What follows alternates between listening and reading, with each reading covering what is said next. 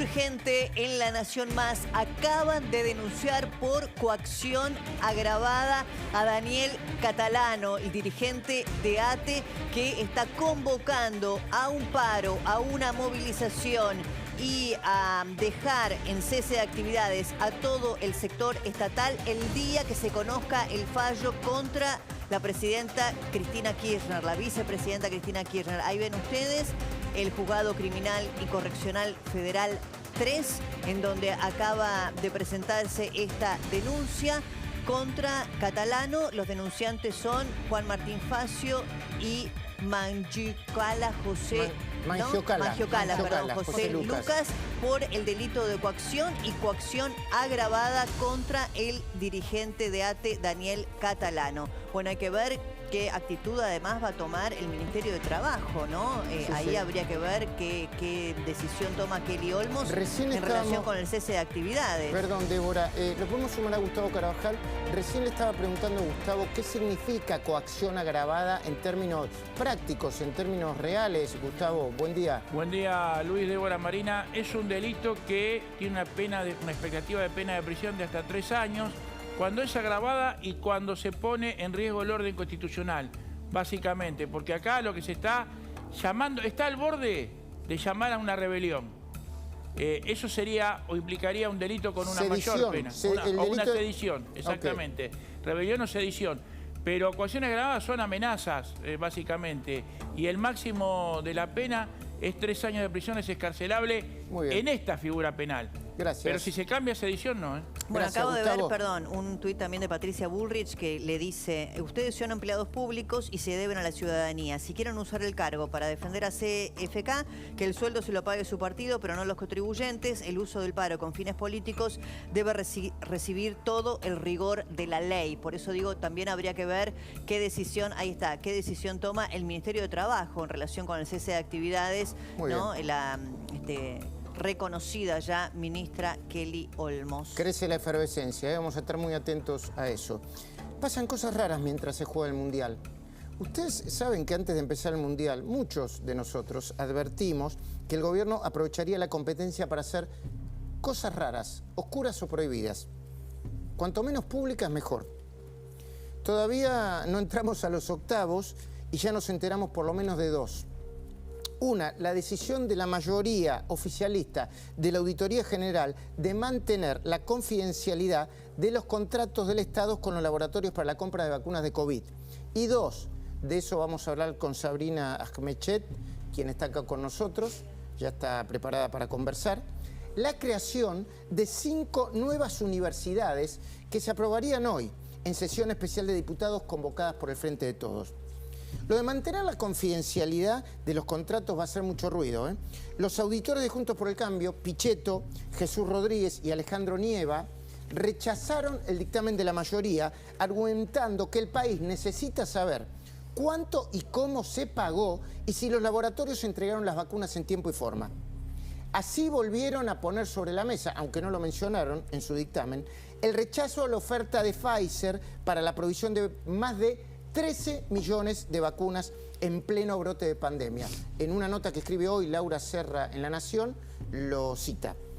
Rodríguez Jesús argumentó que estamos hablando de 10 contratos por, escuchen bien, 1.737 millones de dólares para comprar 146 millones de dosis. La creación de nuevas universidades contiene la sospecha de que van a ser ungidas para calmar el insaciable apetitos de cargos públicos. Entre los beneficiarios políticos se encontrarían el gobernador que grita pero no gobierna, Axel Kicillof, el ministro Sergio Massa y la línea del radicalismo que responde a Enrique Nosiglia y Emiliano Giacobiti. Y para completar el cuadro de falta de transparencia, la presidenta de diputados, Cecilia Moró, acaba de frenar la designación de 4 miembros de la Cámara al Consejo de la Magistratura. Lo hizo fuertemente presionada por Cristina Kirchner y su padre, Leopoldo Moró, con el objeto de pelear palmo a palmo por cada asiento del organismo que regula la actuación de los jueces. Los diputados de Juntos por el Cambio, se lo vamos a preguntar a Sabrina, ahora se niegan a reelegirla para que ocupe la presidencia del cuerpo. Y atención, que la sesión tendría que empezar a las 11. Otro inusitado escándalo, Iván Sabrina, muy buenos días. ¿Cómo va? ¿Cómo andás, Luis? Buenos días. ¿Se entiende lo que estamos planteando con el tema de la creación de 5 nuevas universidades? 8 nuevas universidades. 5 son las que están más cerca de ser una realidad. Las 8 van a ser una realidad. Las 8 van a ser una realidad. 5 se trataron esta semana en la Comisión Conjunta de Educación y Presupuesto, por eso la confusión, y otras 3 ya tenían dictamen. Pero hoy se van a crear 8 universidades nuevas. Madres de Plaza de Mayo, 5 más en la provincia de Buenos Aires, una en Entre Ríos y una en Córdoba. ¿Por qué hago esta diferencia? Porque hay 6 universidades en la provincia de Buenos Aires que a partir de hoy van a existir. Desde el 2009 hasta hoy, con esta se crearon 24 universidades en Argentina, 24 universidades nacionales, casi 2 por año. No es bueno ni malo. Lo primero que tendríamos que hacer es una evaluación de cómo están funcionando estas universidades que se crearon en los últimos 15 años, 20 años. Necesitamos saber, como también lo que estamos pidiendo nosotros, es que haya una planificación y sepamos dónde hay que crear nuevas universidades y qué disciplinas se tienen que enseñar en estas universidades. Porque no puede ser el pedido de un intendente que empiece a mover el mecanismo, que arme un proyecto que termine llegando al Congreso Nacional y creando una nueva universidad. Tenemos que volver a poner en el centro a los estudiantes. Hoy, lamentablemente, solo 16 cada 100 estudiantes en la Argentina termina el secundario en tiempo y forma. Ahora, Sabrina... ¿Quiénes van a ser los que vayan a estas universidades? ¿Para quiénes se está creando? Entiendo que tu denuncia, más allá de este tema educativo, tiene que ver con otras cuestiones. Una, imagino yo, vos dijiste la creación también de cargos públicos en cada una de ellas, el presupuesto correspondiente, el adoctrinamiento en otros casos, porque lo hemos visto.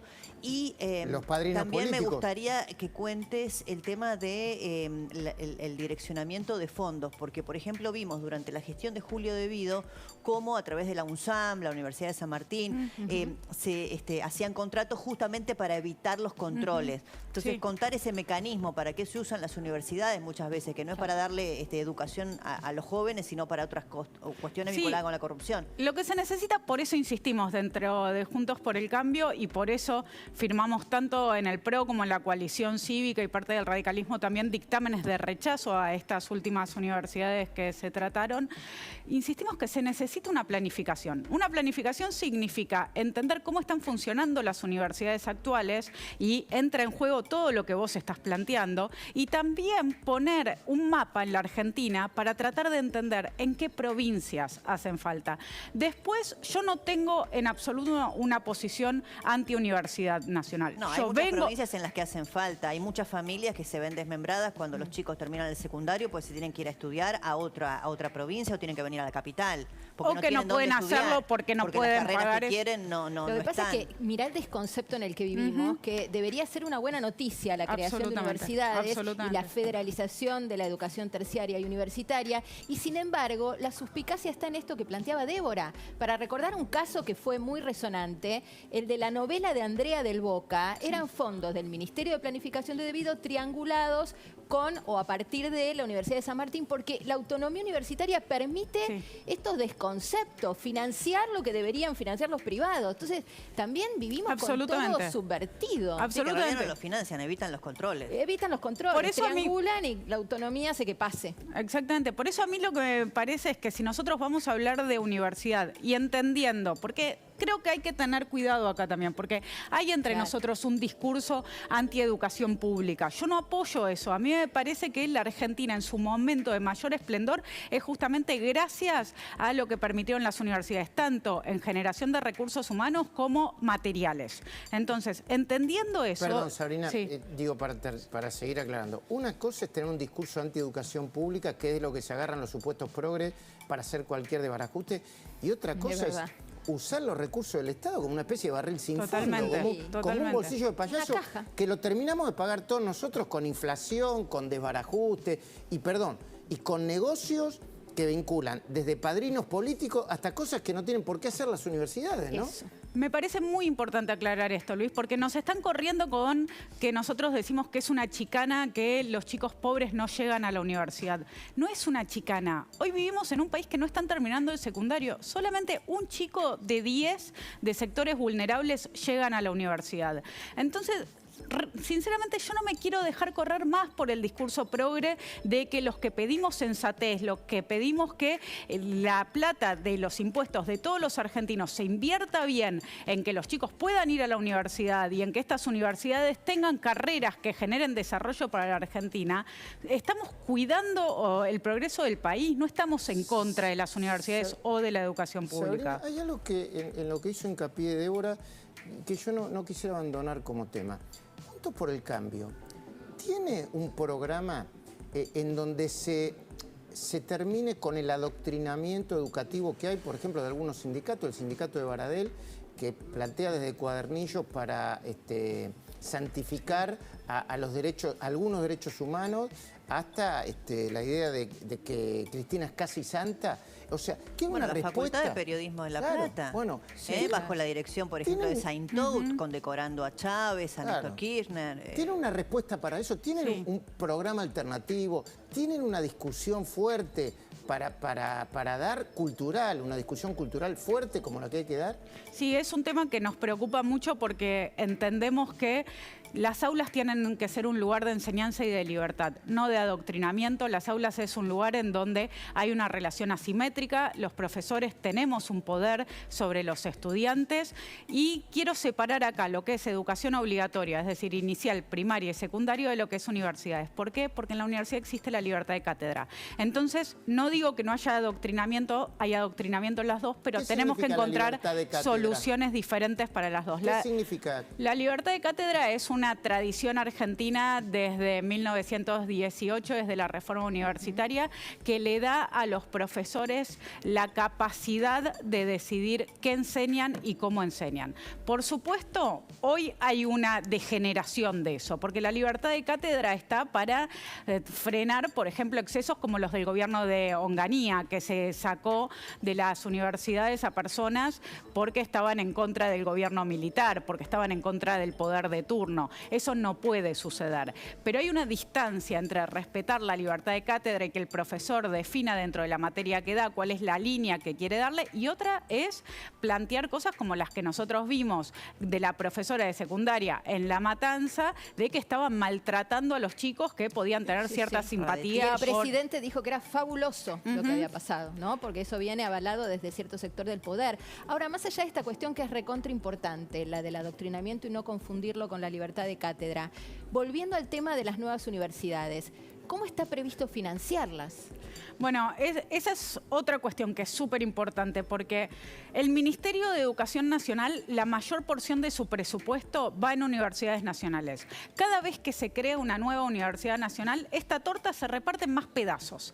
Y hoy las universidades nacionales están teniendo una reducción de facto en su presupuesto, porque hay un ajuste en todas las áreas educativas que vemos en el presupuesto 2023, nosotros lo venimos denunciando, y ahora cada vez hay una porción más finita para cada uno. Por eso nosotros también estamos denunciando un populismo universitario, porque hay más universidades, pareciera que estaría bien que cada pueblo tenga su universidad, y en realidad lo que necesitamos hacer es prestigiar a las universidades nacionales, fortalecerlas, que los estudiantes tengan recursos, que los profesores tengan recursos, que las investigaciones que se hacen en las universidades tengan recursos para funcionar. Hoy nada de eso está pasando. La investigación en todas las áreas está en su peor momento. En su peor momento está completamente desfinanciado. Y se siguen abriendo estas universidades que en el fondo son cargos. Necesitamos decirlos para los intendentes, para los amigos de los intendentes, para aquellos que... Cajas políticas. Sí.